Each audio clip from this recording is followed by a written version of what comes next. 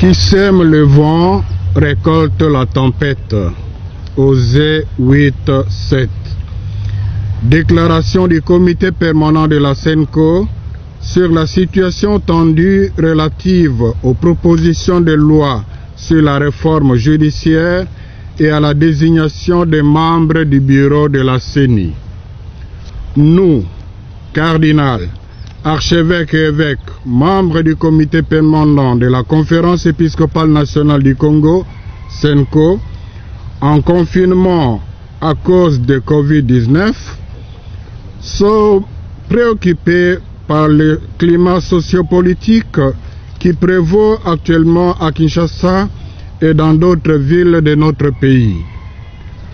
Nous avons constaté que les propositions de loi sur la réforme judiciaire et l'absence de consensus des membres de la plateforme de confession religieuse sur la désignation d'un candidat commun à la Commission électorale nationale indépendante, CENI, ont suscité de vifs mécontentements au sein des différentes couches de la population congolaise.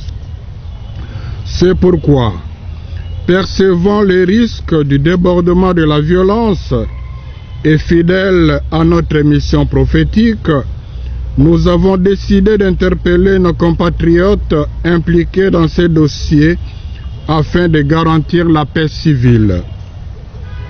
Tout en partageant le souci du peuple d'avoir les lois justes et des personnes idoines qui puissent contribuer au développement intégral de notre pays, nous condamnons toute forme de violence et recommandons à tous le recours aux moyens légaux et pacifiques pour exprimer leurs opinions.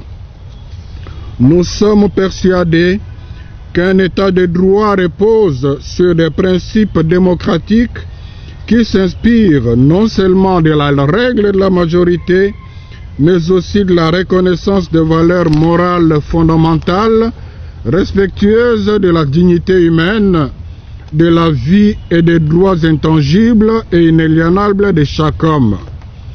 La loi de la majorité n'est pas nécessairement synonyme de vérité ou de raison, ni garantie de cohésion sociale. Une majorité parlementaire, si légale soit-elle, perd sa légitimité quand elle est déconnectée des intérêts et du bien-être du peuple.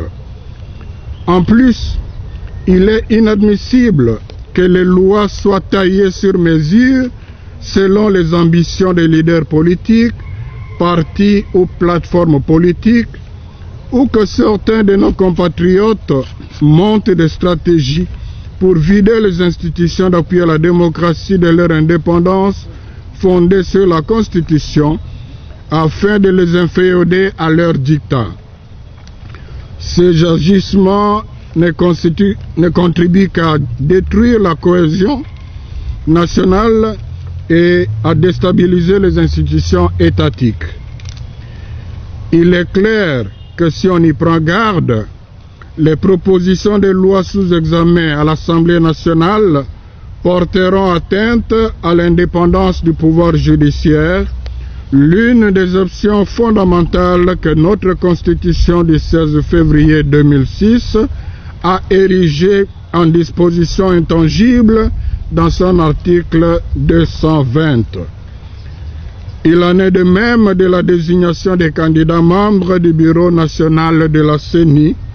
Nous dénonçons la tentative des politiques de vouloir faire main basse sur cette institution d'appui à la démocratie. Les Congolais gardent encore frais à l'esprit la gestion chaotique des élections de 2018. Beaucoup ont même perdu la confiance en notre système électoral. C'est donc une nécessité de rassurer les futurs électeurs de 2023 que les choses ne seront plus comme avant.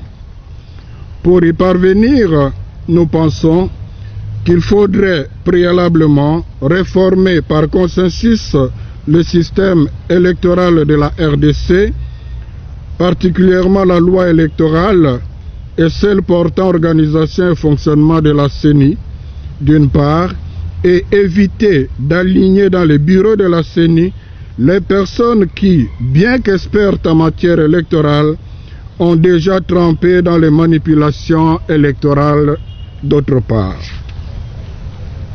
Nous exhortons le bureau de l'Assemblée nationale à user de la voie de la sagesse et à surseoir l'examen des projets de loi contestés.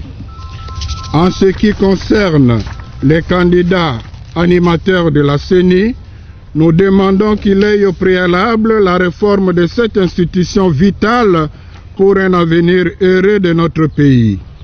Chercher à faire passer l'examen de ces questions par des coups de force risquerait de plonger le pays dans le chaos.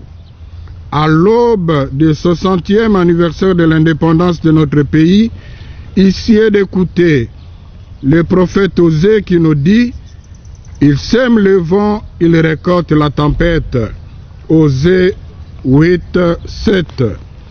Les voix qui s'élèvent pour protester contre les manipulations politiciennes dans le processus de désignation des membres du bureau de la CENI et contre les propositions de loi sur la réforme judiciaire indiquent que le peuple congolais a faim de la justice et de la paix. Le bien-être du peuple congolais doit être le souci primordial de tout parti aux plateformes politiques. Pendant que le pays est en état d'urgence sanitaire, les dirigeants feraient mieux de chercher comment protéger la population contre les conséquences de Covid-19 plutôt que de se concentrer pour monter des stratégies de positionnement politique. Que par l'intercession de la très sainte Vierge Marie, Reine de la paix et Notre-Dame de la sagesse, le Seigneur Dieu de l'univers illumine nos cœurs et bénisse notre pays. À la signature, tous les évêques membres du comité permanent de la Conférence épiscopale nationale du Congo, je vous remercie.